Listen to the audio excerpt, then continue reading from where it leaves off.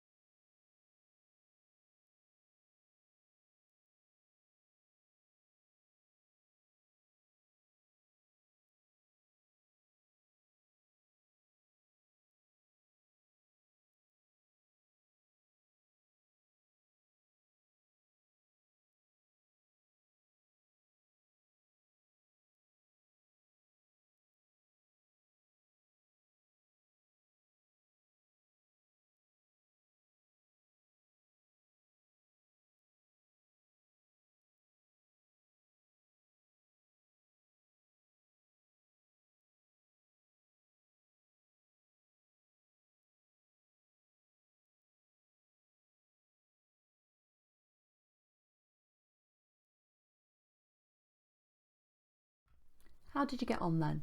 So, glucose plus oxygen produces carbon dioxide plus water plus energy, and the energy is the useful product, and that is why we respire. For those of you who attempted the STAR task then, glucose in this case does not react with oxygen, it reacts in the absence of oxygen to produce lactic acid and still produce energy. But if you recall, the amount of energy produced during this method is less than the amount produced during aerobic respiration. So here we have lots of people doing different sports, and every one of these will require the athletes to do lots of respiration, both aerobic and anaerobic. We know that we use glucose and oxygen and we produce carbon dioxide and water, but how do we get the reactants for respiration to each of our cells? The glucose comes from the digestive system and the oxygen from the breathing system, but how do they get to the individual cells where we need it? And equally, how do we get rid of the waste products that are produced in the cells from our bodies? That's right. The blood. The blood carries the glucose and the oxygen around our bodies from our digestive system and from our breathing system, and it will also carry the waste products, carbon dioxide and water. Now, the dissolved glucose and oxygen needed for respiration are carried around the body by the circulation system, and you can see a diagram of this on the right hand side. So we have what is called a double circulation system. So blood will flow out of our heart and to our lungs, where it will become oxygenated, and oxygen will dissolve in the blood. It will then go back to the heart, and then it is pumped out to the rest of the body. During this journey, it will also go via the digestive system, where it will get the glucose. The blood then goes to all the body's living cells, and that diffusion then occurs of oxygen and glucose into the cells. When all the oxygen has been used, it goes back to the heart, and then the heart will pump it back to the lungs, where it can be re-oxygenated. So how does our body respond when we are exercising? So if we look at this graph here, we can see what the pulse rate, the beats per minute of a person is before they exercise, and then we can see that when they are exercising, the pulse rate increases, and then when we stop exercising, it decreases and gradually gets back to where it was before. Why do we think then that the pulse rate needs to increase?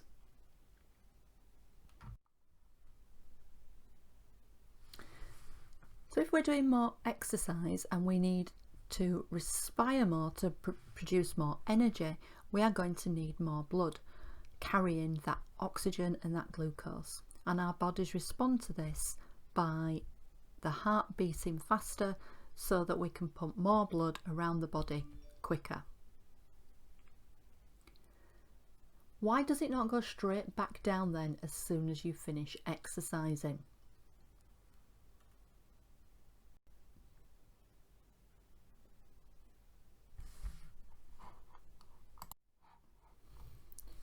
Well, if you remember in our last lesson, we looked at anaerobic respiration, and we said that in anaerobic respiration, glucose would break down to make lactic acid and energy. But then when we'd finished exercising, we would still need more oxygen to then break down the lactic acid. So we have a recovery time after we've finished exercising where our bodies will still need more oxygen to get rid of any lactic acid that may have been produced by anaerobic respiration. We are now going to watch a short video that will explain how to measure heart rate and why our heart rate increases during exercise. What is a healthy heart rate? Well, heart rate is the number of times your heart beats in a minute. It is measured in BPM, or beats per minute. A healthy normal resting heart rate is usually between 60 and 80 beats per minute. The resting heart rate of a woman is usually about 10 beats more per minute than that of a man in the same age range. And elite athletes can have a resting heart rate as low as 40 beats per minute. This is because individuals that are fit have a larger stroke volume of the heart. Stroke volume is the amount of blood ejected from the heart per beat. So the heart of someone who is really fit does not need to beat as many times to have the same output of blood as an unfit person. Another thing that has a major effect on heart rate is stress. During stressful situations, the body releases the hormone adrenaline, which causes an increase in heart rate, which is beneficial when you're in danger, but unhealthy in everyday situations. When you're sitting and resting, your heartbeat will be lower, and as you start to move around, your heartbeat will increase. When you exercise, your heart rate will vary, depending on the intensity of the exercise, your age, the position your body is in, standing versus lying down, your current fitness level, the type of exercise you are performing, and the temperature and humidity that you're in. Medications can also have a dramatic effect on heart rate. As we get older, our maximum attainable heart rate decreases. There is a simple equation that is used to estimate a person's heart rate max, 220 minus your age. So for instance, for a 35-year-old person, the equation would be 220 minus 35, which equals 185. So their max heart rate should be somewhere around 185 beats per minute. That would be at full physical exertion, like sprinting all out. There is some margin of error for estimating heart rate max, so this number will give you a general idea. There are many training devices that will gauge your heart rate throughout your day and exercise sessions. Or you can do it the old-fashioned way. Put the tips of your fingers on the blood vessel on the thumb side of your wrist. Use a timer on your phone and count the number of beats for 10 seconds. Then take that number and multiply it by 6. For example, I counted 11 beats, so 11 times 6 is 66. That means my resting heart rate is at 66 right now. And that be the basics on heart rates.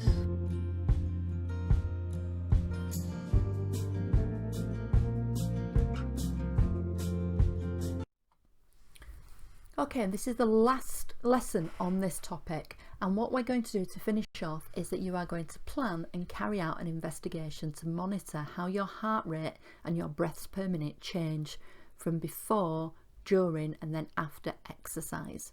Now it's up to you what exercise you do. You could do running on the spot, you could go for a jog, you could do sit-ups, whatever you want to do. It's entirely up to you what exercise you use. But your investigation needs to include a step-by-step method, what measurements that you're going to take, a table of your results and a conclusion. When you've done it, on the next slide there is a checklist just to make sure that you've got everything before you submit your work. Good luck, everybody.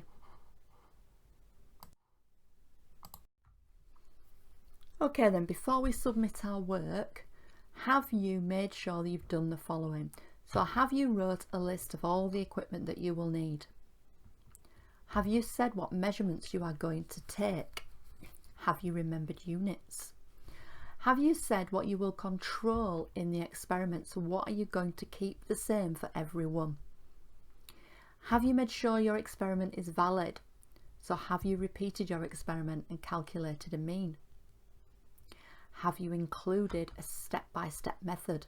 And a good way of doing this is to use bullet points. Have you included a table that shows all your results? Have you written a paragraph that tells everyone what you've found out? If you've double checked all the above, then send your work to your teacher.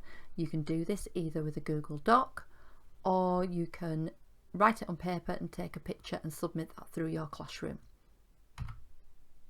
Well done, everybody.